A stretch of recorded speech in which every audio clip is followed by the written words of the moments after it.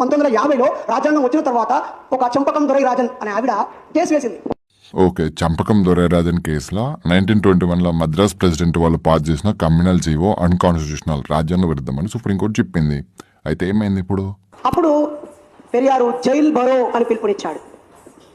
మన హక్కుల కోసం ఇది పూర్తిగా తప్పని ఆర్టికల్ 14కి ఎఫ్ అనే క్లాజును జోడింపజేయడం కోసం చేశాడు పోరాటం.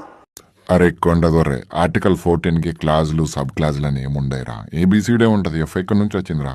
మాకు రాజ్యాంగం ఎక్కలేదు అని ఆ పేపర్ని తీసి 14 ఆర్టికల్ని కాలబెడితే, రాజ్యాంగం కాలబెడుతూ ఉంటే అప్పుడు అప్పటి ప్రధాని నెహ్రూ గారు, రాజేంద్ర ప్రసాద్ రాష్ట్రపతి గారు, సర్దార్ వల్లభాయ్ పటేల్ హోమ్ మినిస్టర్ గారు, బాబాసాహెబ్ అంబేద్కర్ న్యాయశాఖ మంత్రిగా మళ్ళీ రివ్యూ చేసి మొట్టమొదటి రాజ్యాంగ సవరణ చేసి ఆర్టికల్ 14లో ఎఫ్ను జోడిస్తూ చట్టం ముందు అందరూ సమానమే, కానీ అసమానతలతో ఉన్న ఈ సమాజాన్ని సమానత్వం చేయడం కోసం జరిగే ప్రక్రియకు ఈ సమానత్వం అనే చట్టం అడ్డు కాకూడదు అని మార్పు చేశారు.